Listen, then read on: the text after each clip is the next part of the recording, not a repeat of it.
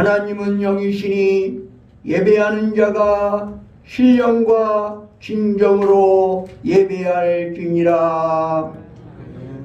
거룩하신 아버지 하나님, 이 거룩한 주일 아침에 주의 백성들이 이 자리에 나왔습니다.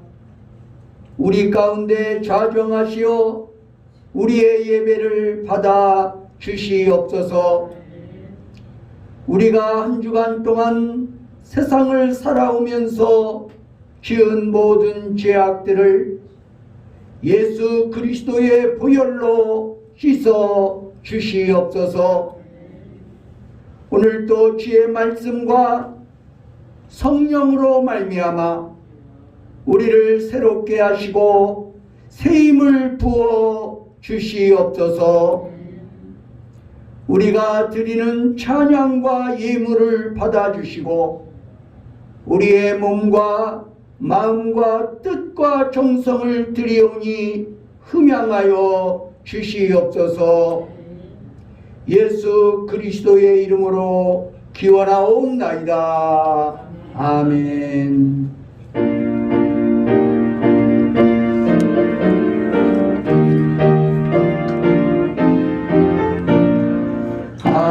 하나님의 크신 사랑 하늘에서 내리사 우리 맘에 항상 계셔 온전하게 하소서. 우리 주는 자비하사 사랑 무한하시니 두려워서 떠는 자를 구원하게 하소서. 덜성 근심 많은 자를 성령 감화하시며 복과 은혜 사랑받아 평안하게 하소서. 처음과 끝이 되신 주님 항상 인도하셔서 악의 유혹 받는 것을 속히 끊게 하소서. 전능하신 아버지여 주의 능력 주시고 우리 마음에 임하셔서 떠나가지 마소서. 주께 영광 항상 돌려 천사처럼 섬기며 주의 사랑 영영토록 찬송하게 하소서.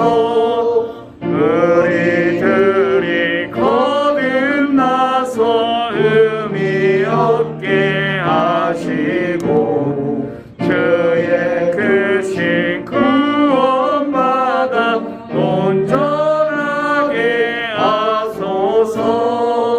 영광에서 영광으로 천국까지 이르러 크신 사랑 감격하게 경배하게 하소서.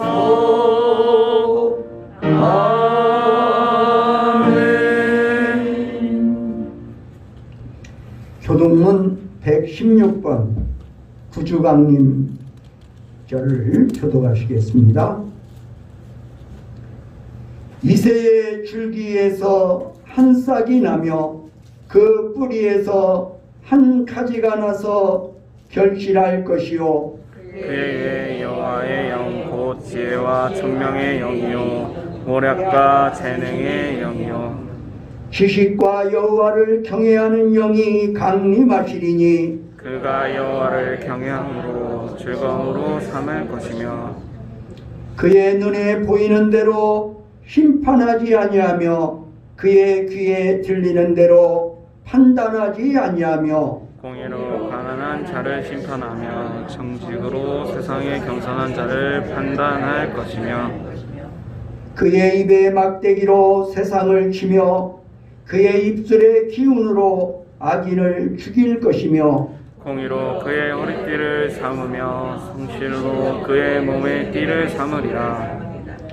그때의 이리가 어린 양과 함께 살며 표범이 어린 염소와 함께 누우며 송아지와 어린 사자와 살찐 짐승이 함께 있어 어린아이에게 끌리며 암소와 곰이 함께 먹으며 그것들의 새끼가 함께 엎드리며 사자가 소처럼 풀을 먹을 것이며 젖먹는 아이가 독사의 구멍에서 장난하며 젖된 아이가 독사의 굴에 손을 넣을 것이라. 내 거룩한 산 모든 곳에서 해됨도 없고 상함도 없을 것이니 이는 물이 바다를 덮음같이 여호와의 아는 지식이 세상에 충만할 것이니라. 그날에 이새의 뿌리에서 한 싹이 나서 만민의 기치로 설 것이요 열방이 그에게로 돌아오리니 그가 거한 곳이 영화로우니라. 아멘. 작성하셔서 105장 찬송을 부르시겠습니다.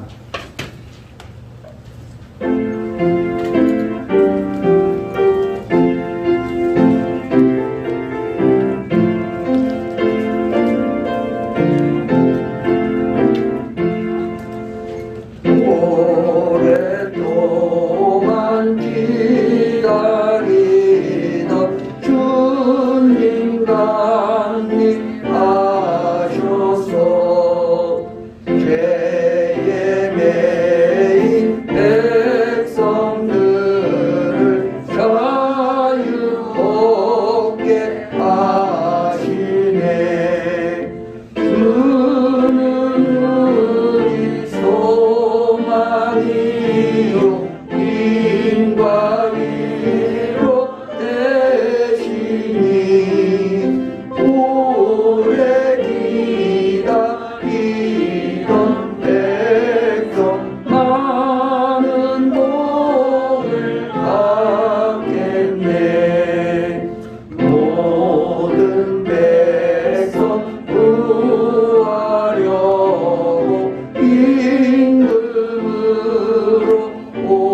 오시니 영원토록 우리를 친히 다스리시네. 죄로 상한 우리 마음 그대로서 고치고 주의 빛난 보좌 앞에 이르도록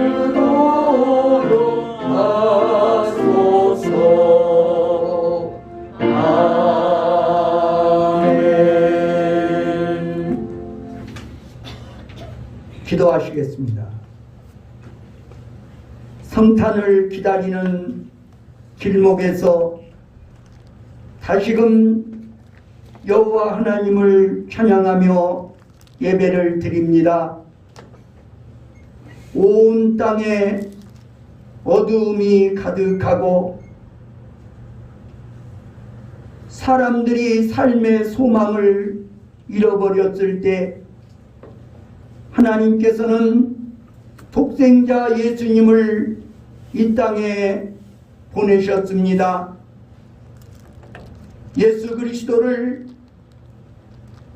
높은 궁궐의 왕자로 보내지 아니하시고 가장 낮고 천한 베들레헴 말구유에 탄생하게 하시고 하나님과 사람들의 종이 되게 하셔서 십자가에서 목숨을 내어주시기까지 우리를 섬기셨던 예수님을 다시 한번 찬양하며 영광을 돌려드립니다.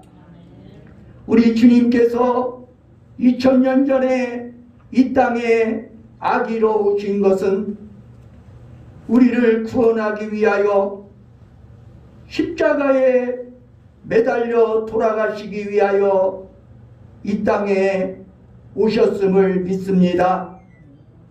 예수 그리스도로 말미암아 하나님과 인간 사이에 화해가 이루어졌고 우리가 다시금 하나님 만나는 길을 찾게 되었습니다. 이제 우리는 또다시 주님께서 약속하여 주신 예수님의 재림을 기다립니다.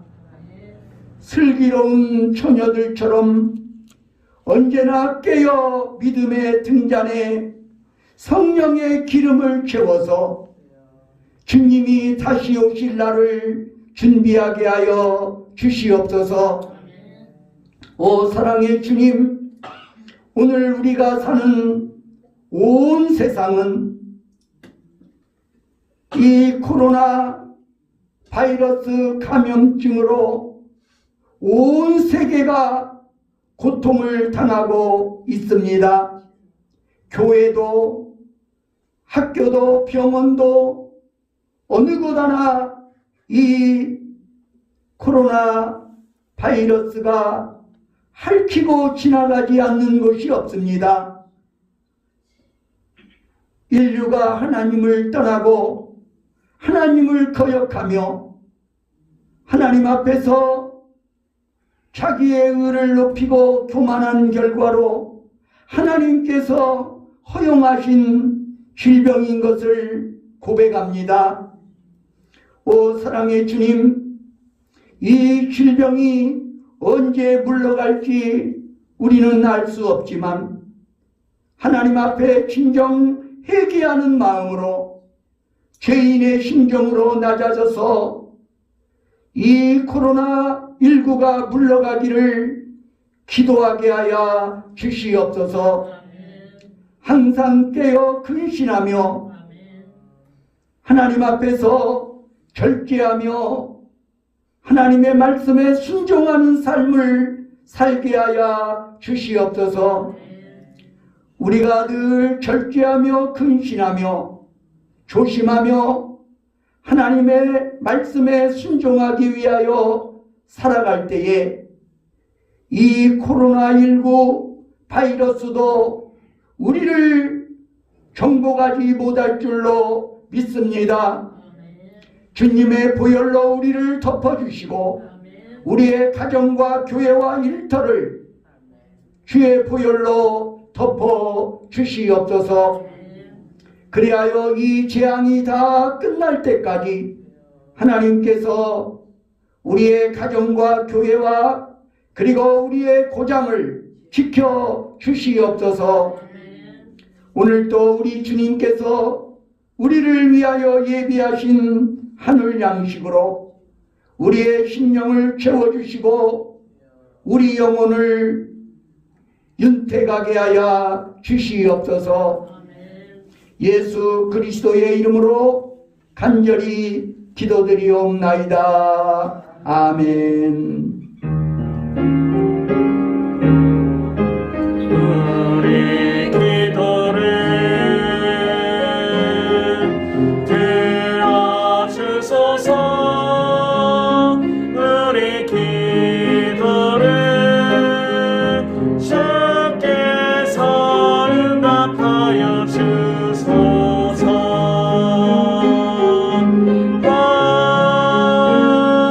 아멘. 빌립보서 2장 교회 소식부터 전해드리도록 하겠습니다. 우리 옆에 계신 분들과 인사하시겠습니다. 하나님은 사랑이십니다.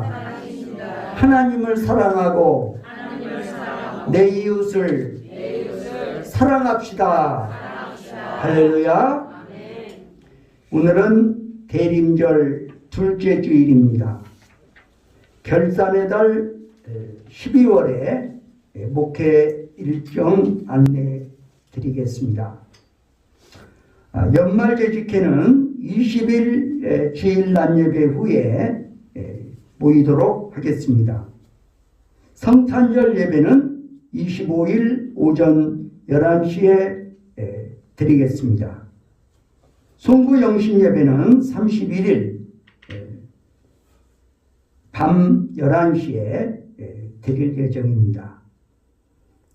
군산시의 사회적 거리두기 2단계 격상에도 불구하고 코로나 바이러스 감염증의 확산세가 진정되지 않고 있습니다. 마스크 착용과 불필요한 외출 자제 등 방역에 힘써 주시기 바랍니다. 방역에 힘써 달라고 하니까 우리 권사님들과 집사님들은 이 방역을 위해서 아예 금요일 예배도 다 안 나오시기로 아주 작정을 하신 분들이 있어요. 그러면 안 됩니다. 우리가 재직들이 다 나온다고 해도 얼마나 되겠어요. 절대로 교회에서는 특별히 우리 교회처럼 숫자가 얼마 되지 않는 교회는 이 바이러스, 이 코로나 바이러스에 감염될 확률이 100% 없습니다. 그렇기 때문에 우리 권사님들은 안수받은 권사님들이에요. 또 집사님들과 또 다릅니다. 그래서 방역하라니까 수요일 예배 졸업하고 금요일 예배 졸업하고 그렇게 하지 마시고 우리가 코로나가 떠나가기 위해서 또 믿음이 연약한 성도들을 위해서 또 나라와 민족을 위해서 그때라도 나와서 기도해 주시기 바랍니다.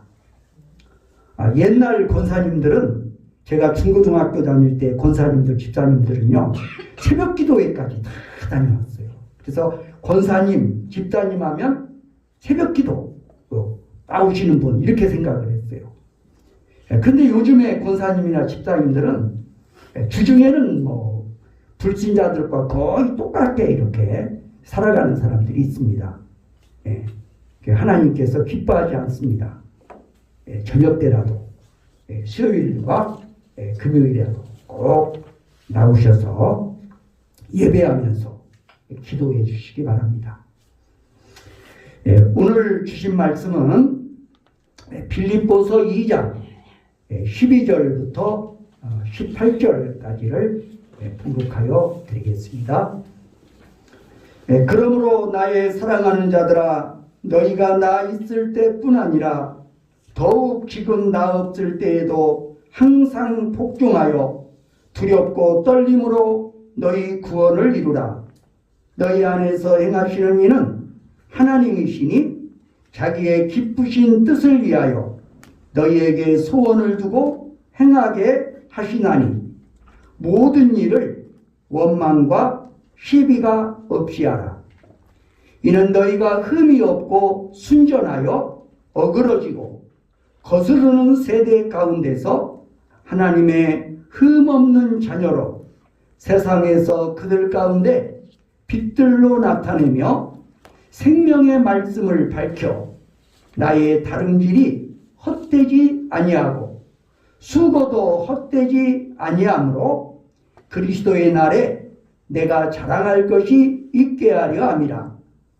만일 너희 믿음의 재물과 섬김 위에 내가 나를 전제로 드릴지라도 나는 기뻐하고 너희 무리와 함께 기뻐하리니 이와 같이 너희도 기뻐하고 나와 함께 기뻐하라. 아멘.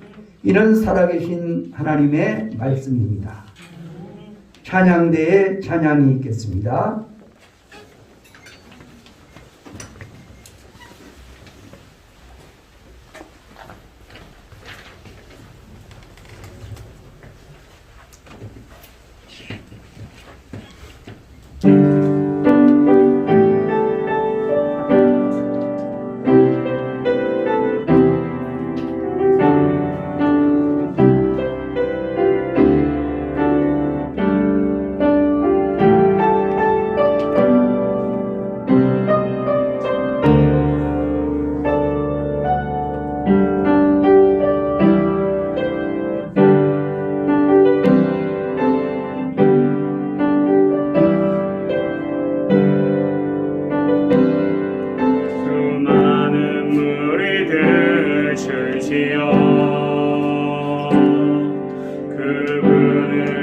얻기 위해 따르네.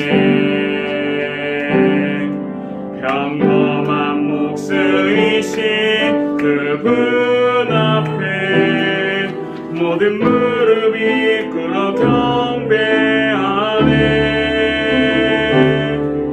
모든 문제들 하나하나 죽음까지도 힘을 잃고 생명의 근원 대신 예수 이름 앞에 모든 권세들 굴복하네.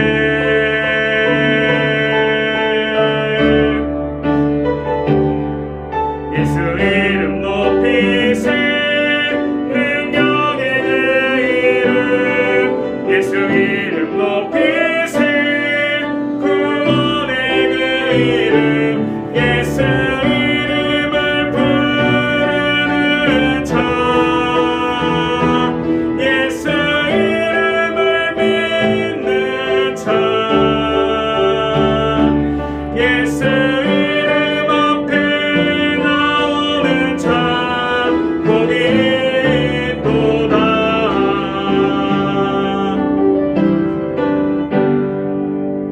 나의 계획이 실패하고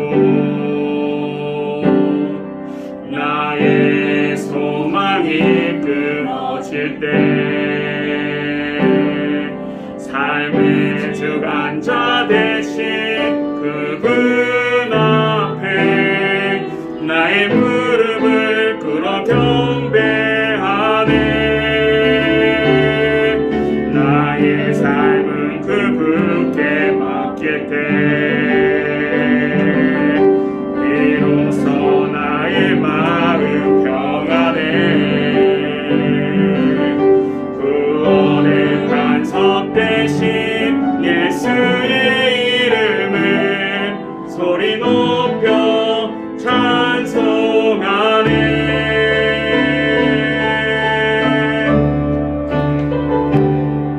예수 이름 높이세. 능력의 그 이름. 예수 이름 높이세. 구원의 그 이름. 예수 이름을 부르는 자.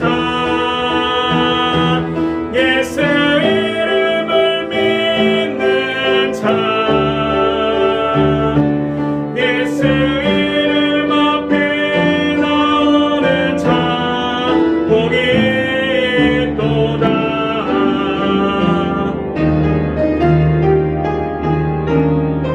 예수 이름 높이세. 능력의 그 이름. 예수 이름 높이세. 구원의 그 이름. 예수 이름을 부르는 자. 예수 이름을 믿는 자.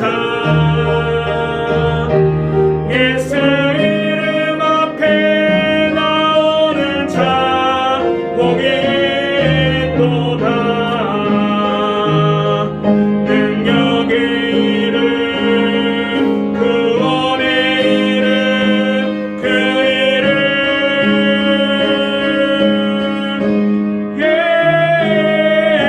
예수.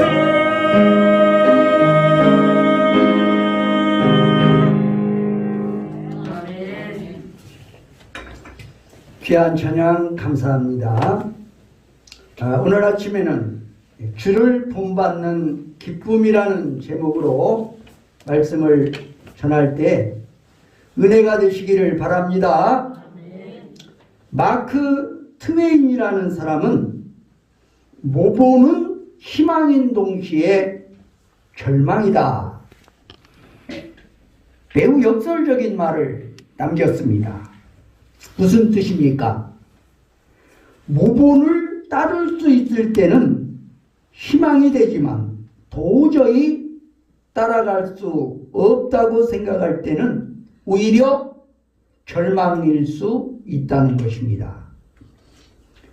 우리는 지난 시간 빌립보서 2장 5절로 11절에서 예수 그리스도가 보여주신 삶의 모본을 살펴보았습니다. 하나님이신 예수님께서 우리를 섬기기 위해서 자신을 비우고 종의 형상으로 이 땅에 오셔서 자신의 목숨을 십자가에서 내어주신 모본을 보여주셨습니다. 예수 그리스도께서 우리에게 보여주신 모본은 우리에게 희망일까요? 아니면 절망일까요? 희망일 수도 있지만 나는 도저히 예수님처럼 살 수는 없다고 생각하는 사람에게는 오히려 부담일 수가 있습니다. 그러나 본문 말씀의 핵심은 이러한 그리스도의 모본이 우리에게 절망일 필요가 없다는 것입니다.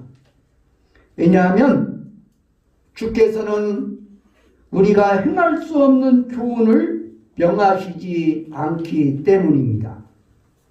그렇다면 우리가 예수 그리스도를 정말 본받을 수 있다는 말입니까? 물론 완전히 본받기는 어렵습니다. 성경도 우리가 이 세상에 사는 동안 완전히 그분을 닮을 수 있다고 가르치지는 않습니다. 그러나 우리의 생애 전체를 통해서 점진적으로 그리스도를 닮아가는 것은 가능하다고 말씀합니다. 이것을 기독교 교리에서는 성화의 교리라고 말합니다. 하나님의 구원 사역을 세 가지 중요한 단계로 나누어 보면 다음과 같습니다. 첫째, 칭의의 단계입니다. 칭의의 단계. 내가 십자가 앞에 나와서 예수님을 믿고 구주와 주님으로 영접할 때 주께서는 우리의 죄를 용서해 주시고 우리를 의롭다고 인정해 주십니다. 이것이 구원받는 순간이고 우리가 거듭나는 순간입니다. 그때부터 시작해서 우리는 예수 그리스도를 본받기 시작하는 것입니다. 둘째, 성화의 단계가 있습니다. 우리가 예수 믿고 거듭나고 하나님의 자녀가 된 그 순간부터 시작되는 이 단계는 예수 그리스도를 닮아가는 과정을 계속해서 걷는 것을 말합니다. 그리스도를 지속적으로 닮아가는 일평생의 삶의 과정이라고 말할 수 있습니다. 셋째로 영화의 단계입니다. 두 번째 단계인 성화가 완성되는 체험이 바로 영화입니다. 성경은 예수님이 다시 오시는 날 우리가 그리스도를 완전히 닮아 영광스럽게 된다고 증언하고 있는 것입니다. 요한일서 3장 2절에 보면 이런 말씀이 있죠. 사랑하는 자들아, 우리가 지금은 하나님의 자녀라. 장래에 어떻게 될지는 아직 나타나지 아니하였으나 그가 나타나시면 우리가 그와 같을 줄을 아는 것은 그의 참모습 그대로 볼 것이기 때문이니 그가 나타나시면 우리가 그와 같을 줄을 아는 것은 그랬죠.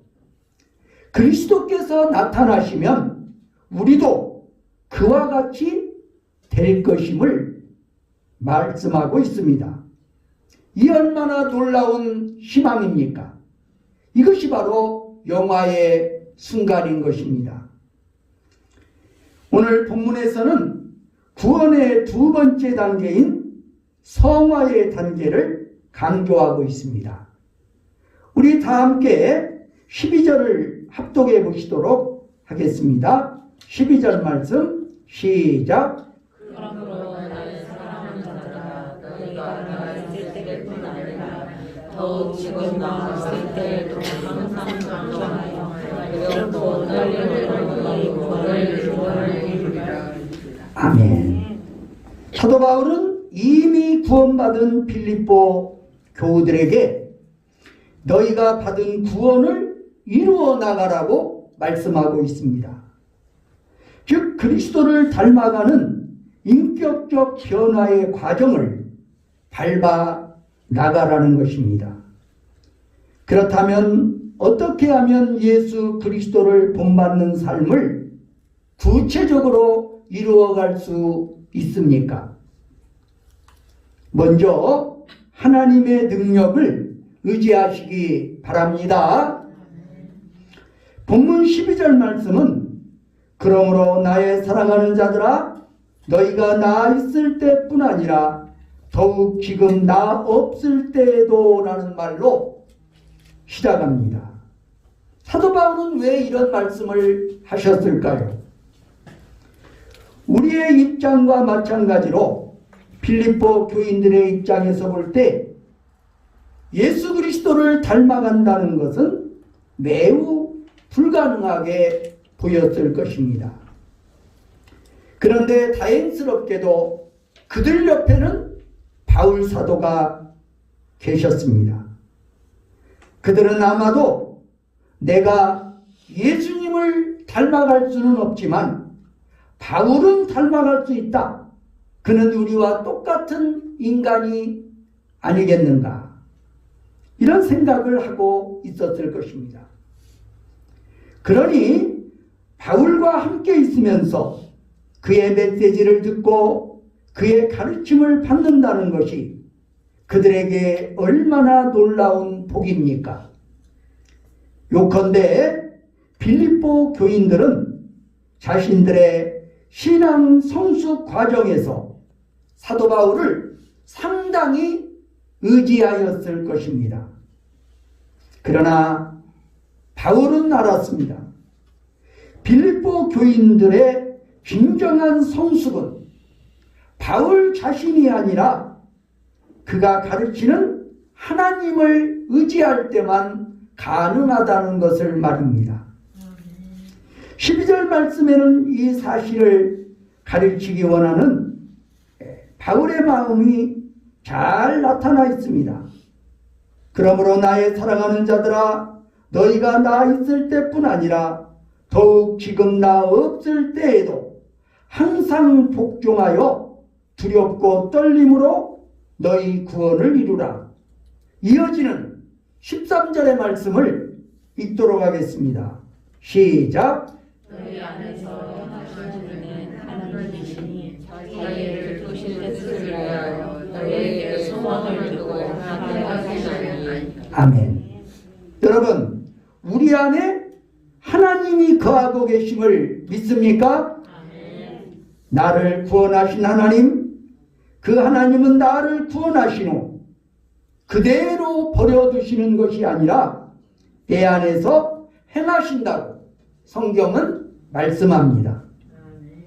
우리 안에서 행하시는 하나님, 이 하나님이 우리 그리스도인들에게 승리의 삶을 살게 하시는 원천인 줄로 믿습니다. 우리 안에 계신 하나님, 그 하나님께서 자신의 기뻐하시는 뜻을 이루기 위하여 일하신다고 하였습니다. 하나님이 기뻐하시는 뜻, 이것은 그리스도인이 쫓아야 할 삶의 최고선이라고 말할 수 있습니다. 우리를 구원하신 하나님께서 그분의 기뻐하시는 뜻을 위하여 우리 안에서 어떻게 일하시는지를 바울은 두 가지의 강조점을 두어 설명합니다. 첫째로 우리에게 소원을 두시고, 둘째로 우리로 행하게 하신다는 것입니다. 내 안에서 일어나는 온갖 거룩한 소원들이 있습니다. 예컨대 주님 뜻대로 살고 싶다. 기도하고 싶다. 하나님의 말씀을 따라 내 이웃을 사랑하고 싶다. 이런 것들은 성령이 주시는 소원인 줄로 믿습니다. 그 소원을 따라 사는 삶, 그것이 능력의 삶입니다. 주님은 내 안에 거룩한 소원을 불러일으키시고 나를 격려하셔서 내가 하나님의 뜻을 행하며 살 수 있도록 역사하십니다.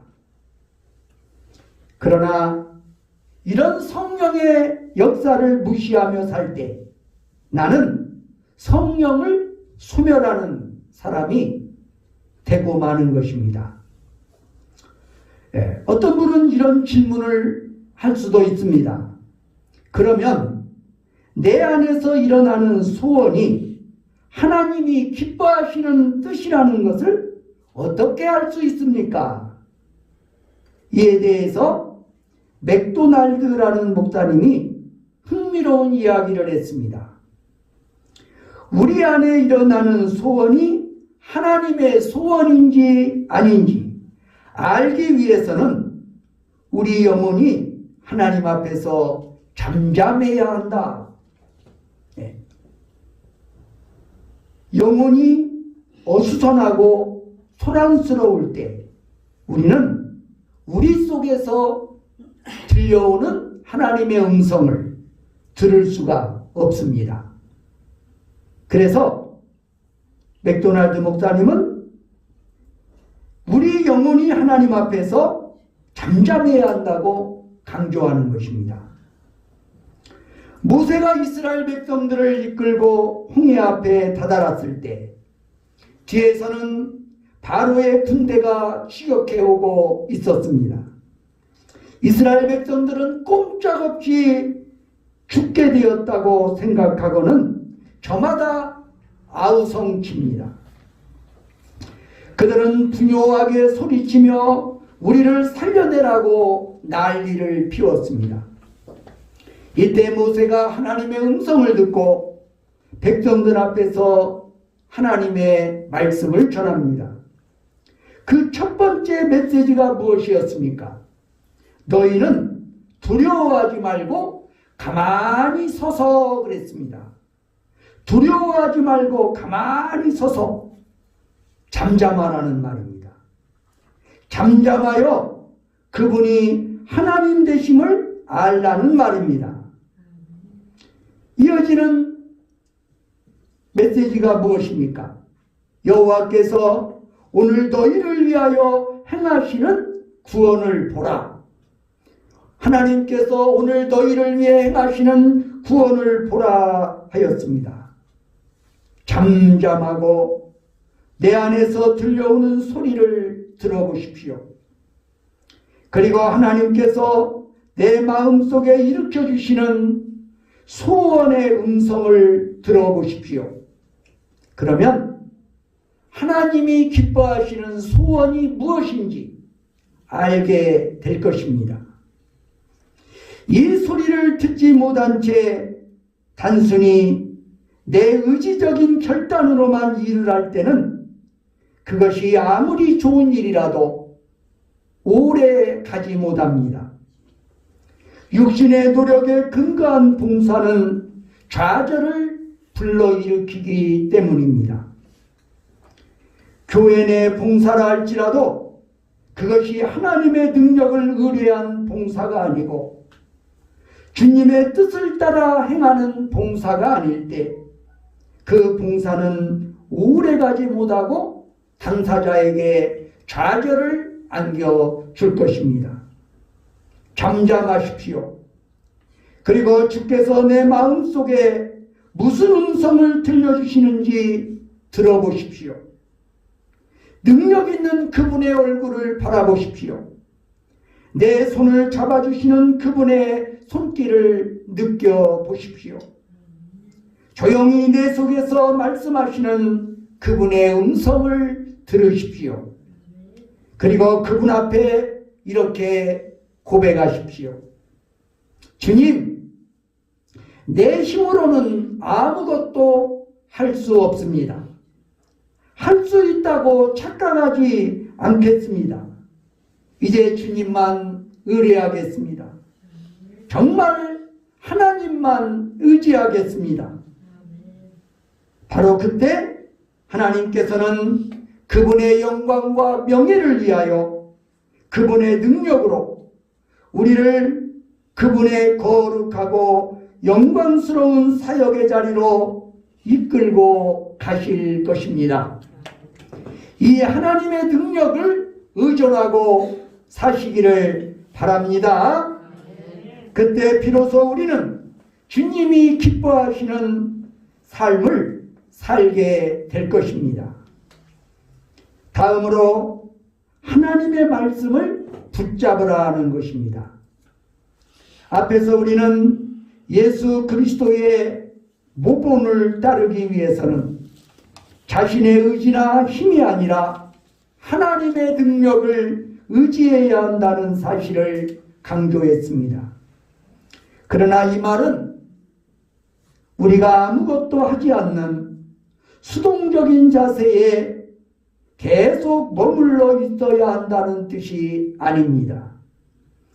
이제 하나님의 능력을 의존하라는 메시지 다음으로 16절에서는 구체적인 하나님의 권고가 나오고 있습니다.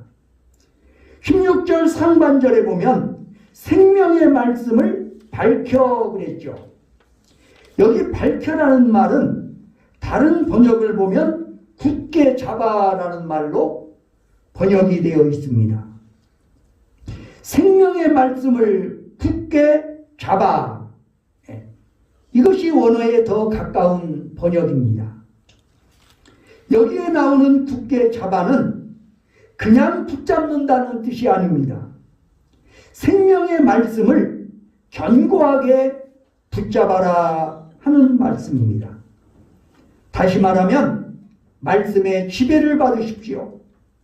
이 말씀이 삶의 한 부분이 될 수 있도록 말씀에 순종하십시오. 말씀을 구체적으로 적용해서 말씀을 따라 살아가도록 힘쓰십시오. 이런 말씀입니다. 하나님의 능력의 지배를 받기 원하십니까? 그렇다면 주의 말씀을 들으십시오. 그리고 그 말씀을 굳게 붙잡으시기 바랍니다. 그 말씀에 의해서 내 삶이 다스림받도록 하십시오. 바울은 하나님의 말씀을 붙잡고 사는 삶의 구체적인 적용으로 14절에서 다음과 같이 권고합니다. 우리 이번에는 14절 말씀을 읽도록 하겠습니다. 시작. 모든 일을 원망과 시비가 없이 하라. 아멘. 모든 일을 원망과 시비가 없이 하라. 여기서 먼저 강조된 것은 모든 일입니다. 우리가 하는 모든 일, 부딪히는 모든 일을 원망과 시비가 없게 하라는 것입니다. 이것은 또한 우리의 삶을 다루는 태도가 매우 적극적이어야 함을 강조하는 말이기도 합니다. 부정적인 삶의 태도를 극복하고 당신이 하는 모든 일을 원망과 시비가 없이 하라는 말입니다. 원망은 하나님께 대한 불신에서부터 시작됩니다. 그리고 시비는 사람에 대한 불신에서부터 시작합니다. 그것이 원망과 시비를 불러일으킵니다. 원망하고 시비함으로써 하나님과의 관계와 인간과의 관계가 뒤틀리기 시작하면 삶의 기쁨은 떠나갑니다. 그 삶이 이웃들에게 전혀 빛이 될 수가 없습니다. 15절 말씀 계속해서 읽도록 하겠습니다. 시작. 이는 너희가 흠이 없고 순전하여 어그러지고 거스르는 세대 가운데서 하나님의 흠없는 자녀로 세상에서 그들 가운데 빛들로 나타내며. 아멘. 가치관이 왜곡된 오늘의 세대 속에서 우리의 삶이 빛들로 나타나기를 원하십니까? 그렇다면 원망과 시비를 극복하시기 바랍니다. 모든 일을 적극적으로 처리하는 법을 배우시기 바랍니다. 부정적인 삶의 태도를 가진 사람을 보면 언제 어디서 무슨 일을 하든 부정적입니다. 그런 사람들은 환경만 바뀌면 좀 더 잘할 것처럼 말하지만 결코 그렇지 않습니다. 바뀐 환경에서도 부정적으로 보기는 마찬가지입니다. 우리 인간은 본성적으로 부정적입니다. 구원받아도 죄성은 남아있기 때문에 우리 안에는 하나님이 기뻐하시는 삶을 살지 못하도록 부추기는 어두운 것들이 있다는 것입니다. 그러므로 자신을 잘 살펴야 합니다. 사도 바울이 본문이 시작되는 12절에서 항상 복종하여 두렵고 떨림으로 너희 구원을 이루라고 말하면서 이런 사실을 염두에 두지 않았을까 생각을 해봅니다. 물론 두렵고 떨림이란 것은 하나님을 두려워하는 자세를 강조한 것임이 틀림없습니다. 성도가 자기 속에 있는 죄성을 알 때 하나님 앞에 두렵고 떨리는 자세로 엎드릴 수밖에 없습니다. 자신이 원망과 시비로 삶을 망치기 쉬운 연약한 존재라는 사실을 안다면 우리는 항상 두렵고 떨림으로 하나님 앞에 서야 합니다. 그리고 바울처럼 나는 내 생각을 사로잡아 그리스도 앞에 복종시키겠다. 기록된 말씀 밖으로 내 삶이 넘어가지 않도록 하겠다. 나는 말씀보다 앞서지 않겠다. 이 말씀이 나를 다스리도록 내 삶을 그분께 의지하겠다. 이런 자세로 임해야 합니다. 여러분은 정말 주님이 기뻐하시는 삶, 주를 본받는 삶을 살기 원하십니까? 항상 자신의 연약함을 깨닫고 주 앞에 엎드리며 우리를 살리는 하나님의 말씀을 붙잡고 이 말씀에 다스림을 받는 삶을 살아가시기 바랍니다. 세 번째로 하나님의 사람들을 섬기라는 것입니다. 하나님이 나에게 맡겨주신 자들을 섬겨야 합니다. 주를 본받는 삶은 부정적 삶의 태도를 극복하고 모든 일에 원망과 시비가 없이 하는 것임을 살펴보았습니다. 그러나 그것만 가지고는 부족합니다. 더 적극적으로 추구해야 할 것이 있습니다. 그것은 하나님이 내게 주신 이웃들을 온 마음을 다해 섬기고 사랑하는 것입니다. 그때 비로소 우리들은 그리스도를 닮게 될 것입니다. 그것이 그리스도인의 마땅한 삶이 아닐런지요. 마가복음 10장 45절 말씀, 예수께서 이 땅에 오신 삶의 목적입니다. 우리 함께 읽습니다. 시작. 인자가 온 것은 섬김을 받으려 함이 아니라 도리어 섬기려고 자기의 목숨을 많은 사람의 대성으로 주어 여기니라. 인자가 온 것은 받으려 함이 아니라 섬기려 하고 자기 목숨을 많은 사람의 대속물로 주려 함이라. 우리를 섬기기 위해서 자신의 목숨까지 십자가에서 내어주신 주님의 그 삶을 본받기 원한다면 우리는 반드시 다른 사람을 나보다 더 귀히 여기며 다른 사람을 섬기는 삶을 배워야 합니다. 테레사 수녀는 다음과 같은 글을 남겼습니다. 남들에게 섬김을 받고 대접을 받을 때 거기에는 인간적인 기쁨이 있다. 그러나 내가 이웃을 섬길 때 거기에는 신적인 기쁨이 있다.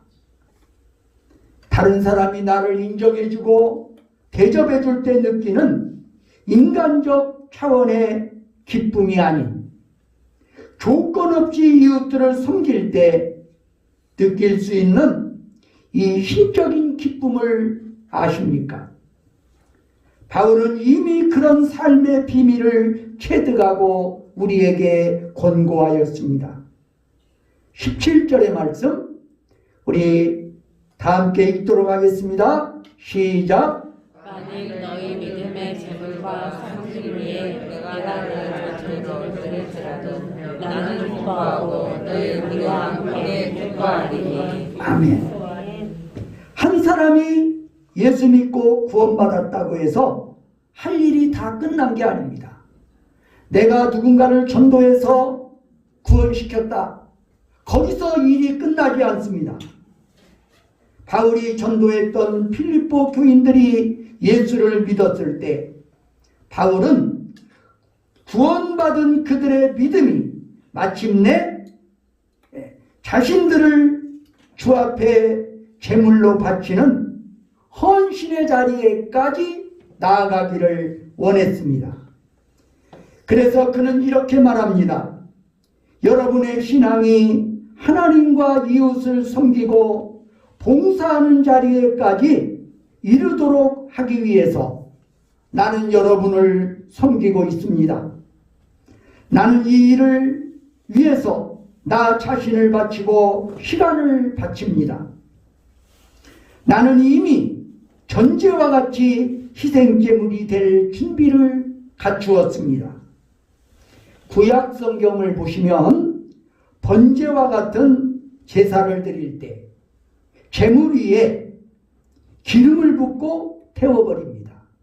제물에다가 기름을 부은 다음 제물을 태우는 것입니다. 그 기름이 바로 전제입니다. 여러분이 하나님이 기뻐하시는 사람이 되게 하기 위하여 내가 내 전 존재를 바치고 태운다 할지라도 나는 기쁩니다. 이것이 바울의 고백이죠. 이것이 한 사람의 영혼을 투명하게 사랑하고 그를 하나님의 사람으로 만들기 위해서 자신의 모든 것을 바치는 사람들만이 경험할 수 있는 기쁨이라는 것입니다. 이 기쁨을 아십니까? 테레사 수녀가 미국에서 여행을 하다가 한 자매를 만났습니다. 그 자매는 너무나 살기가 힘들어서 자살하고 싶다는 말을 수녀에게 전했습니다. 그러자 수녀는 다음과 같이 권고해 주었습니다. 자살하기 전에 내 부탁 한 가지만 들어주십시오. 다름이 아니라 내가 일하고 있는 인도의 캘커타에 와서 한 달만 나를 도와서 일을 해 주십시오. 그 다음에 당신이 어떻게 해야 될지 말씀을 드리겠습니다. 그 자매는 수녀의 말에 따랐습니다. 캘커타 슬럼가에 가서 가난하고 병들고 죽어가는 사람들을 돕고 섬기고 그들을 위해 일하다 보니까 자매는 삶의 의욕이 생겨나는 것을 느끼게 되었습니다. 여기에 나를 필요로 하는 사람들이 있구나.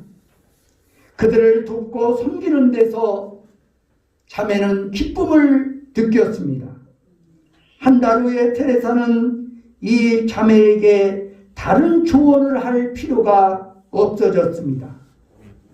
그 자매는 그곳에 머물면서 테레사 수녀의 조력자가 되었기 때문입니다. 테레사 수녀는 캘커타 공동체에서 일하는 사람들에게 다음과 같은 말을 강조했습니다. 여러분, 이웃을 조금 섬기면 불평이 생깁니다. 그러나 자기를 포기할 수 있을 때까지 섬겨 보십시오. 그러면 참다운 기쁨을 경험할 것입니다. 우리는 대부분 조금 봉사하다가 시험에 들고 납니다. 왜 그렇습니까? 조금 봉사했기 때문입니다. 교회를 위해서도 조금 헌신했기 때문입니다. 자기를 잃어버릴 때까지 섬기십시오. 나를 포기할 때까지 섬기십시오. 그때 느낄 수 있는 기쁨, 이것이야말로 그리스도인이 누려야 할 진정한 기쁨인 줄로 믿습니다. 이제 하나님이 맡겨주신 사람들을 사랑하기 위하여 다시 이웃들 앞에 서지 않으시겠습니까? 그리하여 주를 본받는 기쁨을 누리시기 바랍니다. 기도하시겠습니다. 아버지 하나님, 우리의 주님이신 예수께서는 하나님과 동등한 분이시지만, 아니 하나님이셨지만 우리 주님은 사람이 되어 종이 되어 이 땅에 오셨습니다. 이 땅에 오셔서 하나님을 섬기고 우리를 섬기기 위하여 십자가에서 자신을 내어주시기까지 우리를 사랑하셨습니다. 예수님의 생애야말로 섬김의 삶이었고 종의 삶이었습니다. 예수님의 섬김과 예수님의 죽기까지 순종하심으로 말미암아 이 땅에 수많은 교회들이 세워졌고 세상은 변화되었고 예수 그리스도로 말미암아 오늘 우리에게도 새로운 삶이 시작된 것을 우리는 믿습니다. 오 사랑의 주님, 우리는 주님의 교회를 섬길 때에 예수님처럼 섬기게 하여 주시옵소서. 온전히 우리 주를 기쁘시게 하는 삶을 살게 하여 주시옵소서. 주께서 공급해 주시는 힘으로 우리는 힘써 기도하고 힘써 전도하고 힘써 헌금을 드리며 주님을 섬기게 하여 주시옵소서. 그리고 주님께서 우리에게 맡겨주신 고귀한 생명들을 섬기며 사랑하며 살게 하여 주시옵소서. 그리할 때에 진정 주님이 주시는 주님을 본받는 기쁨을 누리게 하여 주시옵소서. 예수님 이름으로 기도드립니다. 아멘. 우리 찬송가 452장을 부르시겠습니다.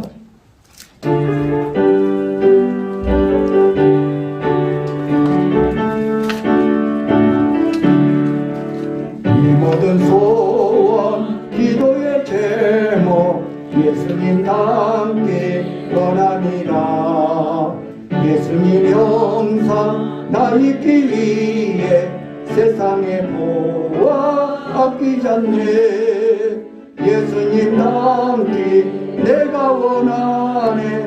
날 구원하실 예수님을 내 마음속에 지금 보고사 주님의 영상 인치소서. 무한한 사랑 풍성한 긍휼 슬픈 자 위로 하시는 주 길 잃은 죄인 부르는 예수 그 영상 함께 하소서.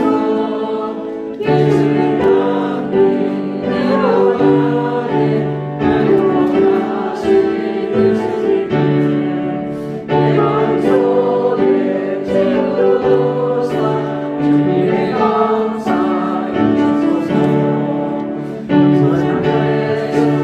거룩한 주님 원수의 멸시 참으시사 우리를 위해 고난을 받은 그저를 함께 하옵소서. 예수님 남기 내가 원하네 날 구원하실 예수님을 내 마음속에 지금 거두사 주님의 영상 인치소서. 기도드리겠습니다.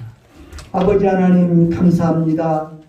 오늘 또 우리에게 주를 위해 드릴 것이 있게 하시오니 감사합니다. 오늘 또 하나님께서 내 생명의 주인이 되시고 내가 가진 모든 소유가 하나님에게서 비롯되었음을 고백하면서 소득의 11조를 드립니다. 주님, 저들의 손길을 기억하시고 영원한 기념록에 저들의 선행을 기록하여 주시옵소서.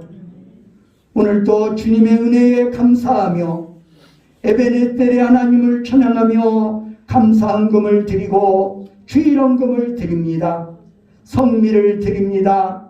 임마누엘 하신 하나님께서 언제나 우리의 삶 속에 역사하셔서 하나님을 기쁘시게 하며 이웃을 사랑하는 삶을 살게 하여 주시옵소서.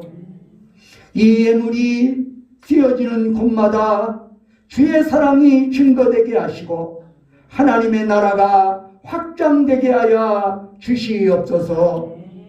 예수님의 이름으로 기도하옵나이다. 아멘.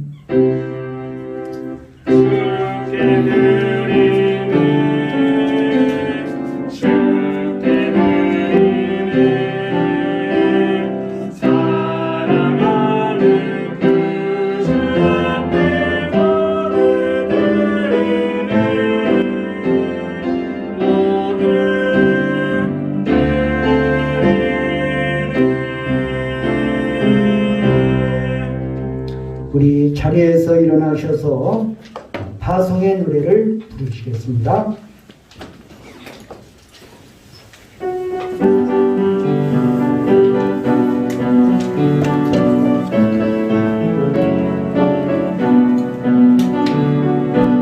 가는 길에 주의 평강이 있으니 평강의 왕 함께 하시니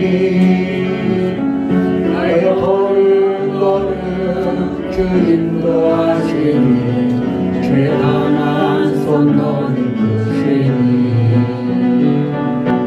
가는 길에 주의 축복이 있으니 영광의 주 함께 하시니 내가 밟는 모든 땅 주님 다스리니 주의 은혜니 되니 주님 나라 위하여 길 떠나는 나의 형제여 주께서 말하시니 너는 가라 주의 이름으로 거칠은 광야 위에 꽃은 피어나고 세상은 내 안에서 주님의 영광 보리라 강하고 담대하라 세상이 이신 주 늘 함께 너와 동행하시며 내게 새 힘을 주시니